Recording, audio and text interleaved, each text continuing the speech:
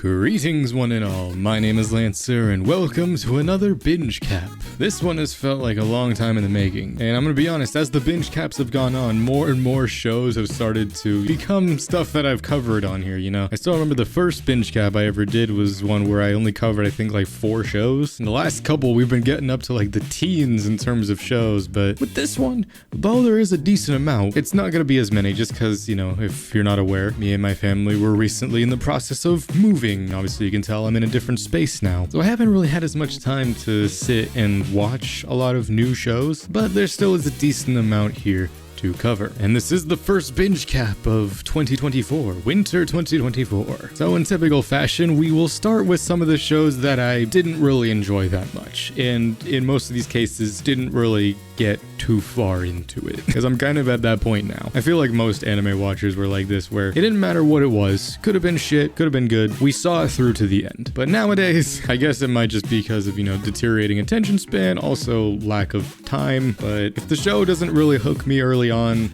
I don't really care to continue watching it, so we're going to talk about some of those first. We'll start with this one, Metallic Rogue. In a world where humans coexist with androids called Neans, whatever, a group known as the Immortal Nine rises up against society, tasked with disposing of the revolters. A Neen named Rogue Red Star, aka Metal Rogue, and investigator Naomi Orthman heads to Mars to track them down. But first, Rogue wants some chocolate. I'm not gonna lie, from the first episode of this I watched, I did not gather that that was the plot. I'm gonna be honest with you. I didn't really get too far past the first episode with this one. I'll start with praises. The show looks pretty good from just a stylized standpoint. It's definitely going for that style of kind of like an older anime. It gave me Cyberpunk Edge Runners vibes, but it wasn't that at all. Again, I'm kind of being one of those people that judges it entirely kind of off the first episode. I kind of also went into the second episode. It's just one of those ones where it just throws in a bunch of characters and it's just like, it will make sense later, trust me. But for me, there's nothing really in it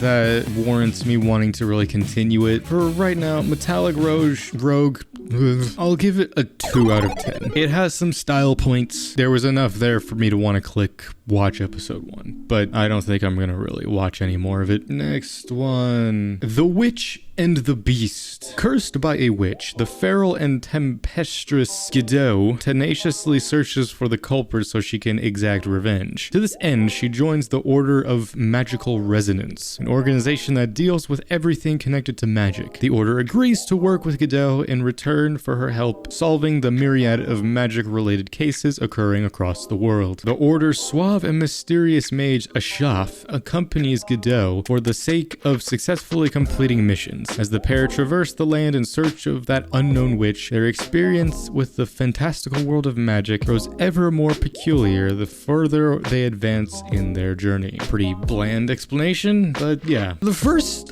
couple episodes of this I've watched are pretty decent. I think I've watched like half of it so far. I mean, but I will be honest, it's kind of forgettable. The first episode is really good, and I think kind of works on its own, just in sort of setting up the world. But it kind of has like the Chainsaw Man aesthetic, where it's like these two people who are relatively new in this super high society, strange, superpowered world, and they're going after a goal. The art direction's pretty good. I like the character designs. Again, the powers seem pretty interesting, but it's a lot of dialogue, at least so far. There's not too much action, really. Again, at least in like the first half of it. So, The Beast and the Witch, I'll give it a solid 4 out of 10. I know it's kind of harsh, but I don't really have a desire to continue watching this really either. I might just kind of skip to the end and see what I really missed, but I'm fine just leaving it at that. Really, that was sort of it in terms of the ones that I really sort of didn't like that much. The rest of these, I have more praises to give. We'll do this one, A Sign of Affection. For hearing-impaired university student Yuki Itose, silence has been a natural part of life since birth. Her world is small and isolated. She commutes to campus, interacts with her best friend Rin Fujishiro, and communicates through writing and text messages. A lifestyle that offers little to no change. One day, during her commute, Yuki meets a fellow student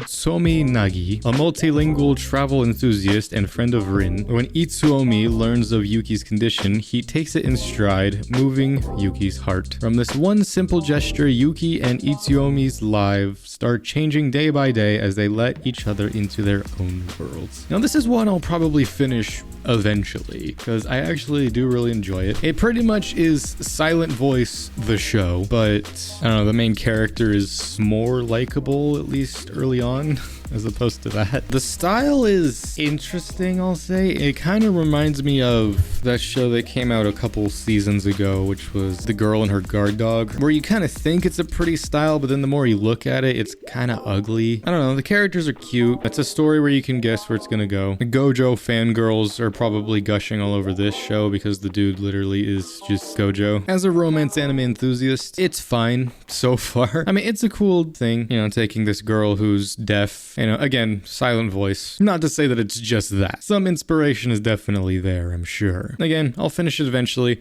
Probably won't though, because I'm already making this video. But Sign of Affection, I'll give it a 6 out of 10. Wasn't too bad, wasn't too good either, at least from what I watched so far, but I wouldn't completely shit on it. Now that I'm looking at the list, there is one show I do want to talk about, kind of talk more shit than anything, but I kind of want to save it to the end. Let's talk about some other stuff. Here's a fun one. Chained Soldier, or the Japanese title, Mato Sehi no Slave. The description of this is really long, but pretty much this kid, he's in an everyday normal world, and all of a sudden he falls into this alternate dimension where these girls are fighting these demonic beings. And then through interacting with the main girl, he discovers that he has powers, he gets linked to her, becomes her slave, and this show is borderline hentai. But all that said, I actually enjoyed it. I will say the action in this, it's very reliant on CG, mainly for like the main character's transformation, which is whatever. I'm gonna be honest, when it came to the action in this show, I kind of just skimmed through it because I'm like, I get the gist. The powers that these girls have are actually interesting powers. I mean, they're simple. The main girl is just really good with a sword. There's a girl who can make guns come out of her body. Another girl gets really big.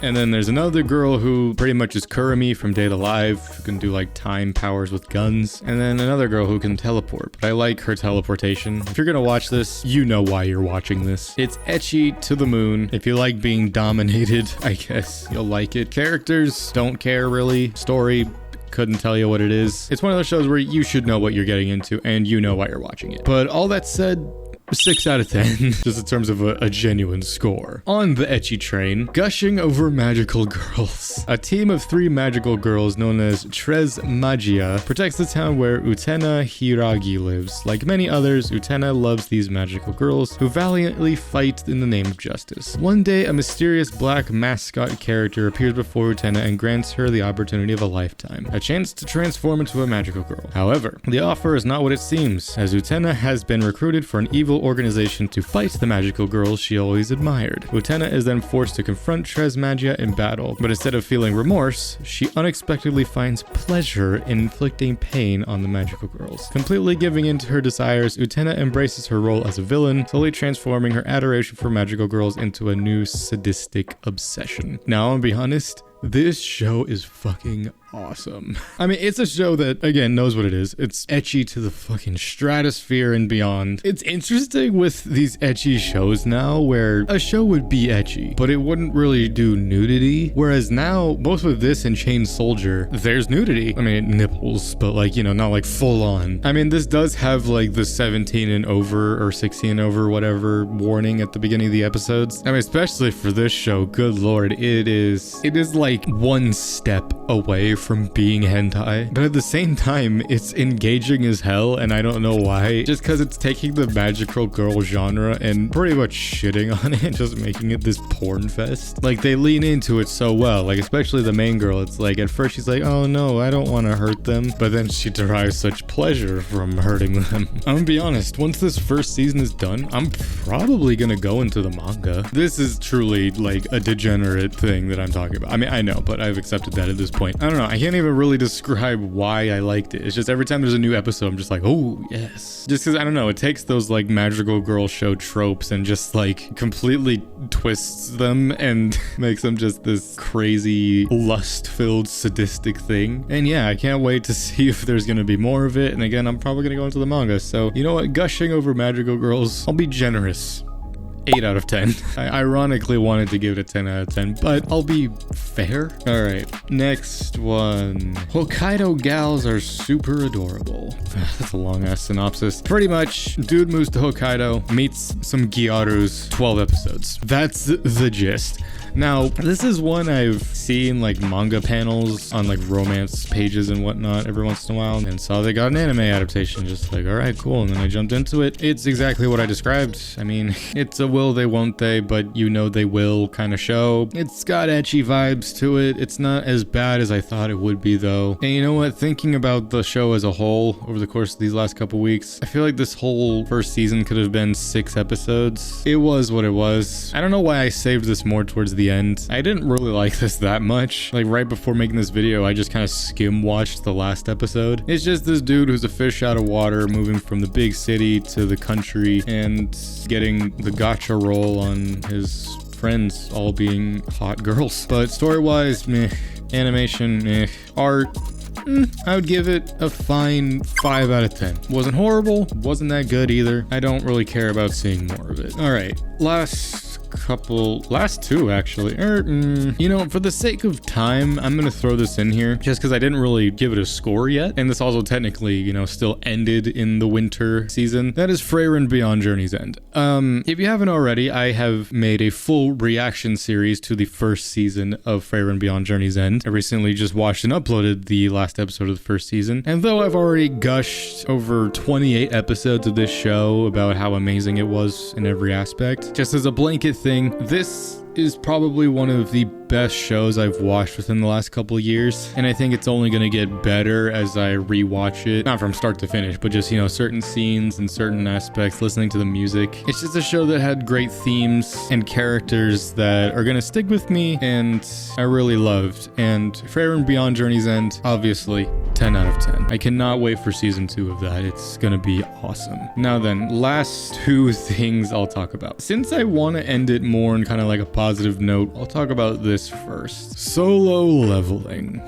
Now, I did start doing a reaction series to Solo Leveling, but if you notice, I haven't finished it yet, despite the fact that I think it's coming up on its final episode of the season. You'll notice that I stopped at episode 8. I did record episode 9 and was in the process of editing it, but as I was doing it, I just lost the creative drive to edit it. Like, I'm watching my reaction back to it, I'm just like, there's nothing here.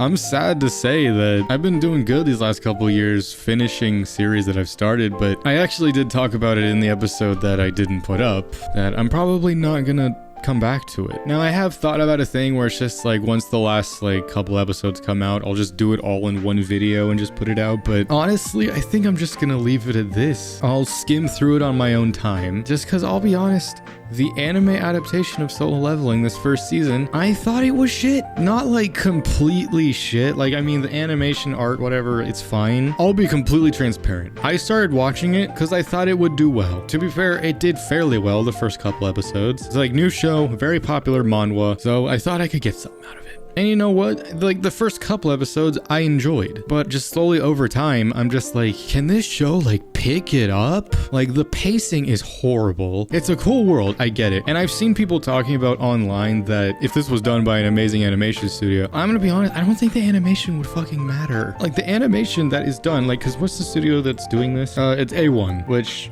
A1, it's 50-50 for me on the shows that they do. I mean, animation and art-wise, I think it looks great. Like, especially when they do like the side-by-side with like the manhwa panels and the anime, it's like, it's a 1-for-1. But I still think that manhwa readers are writing this way too hard. Again, they're probably still thinking about stuff that happens later in the manhwa that the show is probably not gonna get to for a couple more seasons. This show is still in its setup phase, which again, I guess you could say like I'm judging it way too hard. Still in its setup phase, but I don't know, I have no desire to continue watching it on the channel at the very least. Again, if I'm gonna do it, I'll do it in my own time. I also really jumped into it just because some really good friends of mine have read the original manhwa and are super hyped for it. You know, I took their word for it. I know for a fact it's good. For what this first season covered and did, for people saying that like, oh, Mappa or whatever should have animated it, first of all, stop saying that, because Mappa is doing way more now than they need to. Just between like Chainsaw Chainsaw Man, Jujutsu Kaisen, and One Punch Man, and everything fucking else, Vinland Saga, all their stuff. I think A1 did really well, all things considered, at least from the animation art perspective. Just from story and pacing, I did not like it. So in terms of this first season, the Solo Leveling, I'm gonna be honest, I'll give it a 3 out of 10. I won't give it like a 0 or a 1, just because there were bits and pieces there that I did enjoy. The reactions for it, though, I'm not proud of it. I'm gonna be honest. I mean, I'm not gonna delete them, but like, you know, I'm just gonna leave it as it is. I think because like it was also coming out on like Saturdays, and those were always awkward days for me to do stuff. I always had to like sort of rush those, but Solo Leveling, I'm done talking about it. All right, the final thing for this season, probably the thing I was most hyped for seeing the lineup for this season, that of course being the Dangers in My Heart season 2. I almost wanted to wait until the last episode of this season comes out because I know what it's going to cover and I am so hyped for it. I mean, I already know what's going to happen just because I've read the manga, but I mean, if you don't know, Dangers in My Heart, it's in my top 10 of romance anime. I made a whole video covering my top 10, and holy shit, this second season, I don't know what Shine Animation did. The animation and art this season compared to the last season took a million steps up. Going into the first episode, I kept being like, yo, what the hell happened? Did we change studios? Well, like, and it wasn't even just in that first episode. Like, every episode had such good animation. And you know what? It's a glow up I didn't know that the show needed, because even going off the first season, like, it still looked phenomenal. Okay, it's so cool, like, revisiting these moments now having read the manga, because, like, once it got to, like, the latest episode, episode 12, and they're just like, all right, we're picking our groups for the school trip, I was like, so we're here now. It's happening, which probably means episode 13 is going to end in a fucking bombshell of an ending. And for anime only watchers, y'all are gonna be eating good next week. And also based off of a shot in the opening, I mean, that sort of told me just like, oh, so that moment is happening. Oh man, it's gonna be such blue ball. Hopefully we won't have to wait much longer for season 3, because I mean, this came out fairly soon after season 1 did. Fairly soon in the sense that it wasn't like a year in between. Because, you know, I've talked about how like I kind of have like personal investment in this story just because I kind of relate to it a lot. It's just such a good romance story. It just gives me such like, you know, giddy feelings. And the manga also right now where it's at, it's spicy. And though at this point I'm just like, I want to see it end eventually. I hope it's not a thing that goes on forever, but at the same time I love the story and I love the characters in it. And yeah, Dangers in My Heart season 2, fucking 10 out of 10, man. It was so good. I cannot wait to see this final episode. What's gonna happen in it? Oh, I can't wait to see that scene animated. And I imagine it's going to end with that scene. And yeah, fucking good. So yeah, that pretty much was all of the shows that I watched for the winter season. There was a couple more that came out that I had like some kind of vague interest in. I'll either watch them or I won't. I probably won't, because now the spring season is starting, so gotta get on those shows now. Where I'm at now with how I do these with new shows coming out is I'll wait till about halfway through the season to sort of jump on them. But yeah, so what all is going to be coming out for the spring season? Let's see. Oh yeah, Konosuba season 3, Demon Slayer Hashira training arc, Reincarnated as a Slime season 3, Mushoku Tensei part 2, My Hero Academia 7th season, Kaiju number 8, Date Alive season 5. Holy fuck, this season's gonna go fucking crazy. The Spice and Wolf remake that no one asked for, and you know, some interesting looking one-off stuff. But yeah, holy shit, Konosuba, Demon Slayer, Reincarnated as a Slime, Mushoku Tensei, My Hero Academia, Date Alive. Bro, we're gonna be eating good this spring. Holy. But either way, this was the winter 2024 season. There wasn't too much that I absolutely enjoyed. Either way, let me know what your favorites were from the winter 2024 season and what you're looking forward to seeing in the spring 2024 season. This was this binge cap. Join me for many other videos of the sort, be they future anime reviews, reactions, gameplay, and anything else that'll be coming out soon. So until next time, I'm Lancer. Thanks for watching.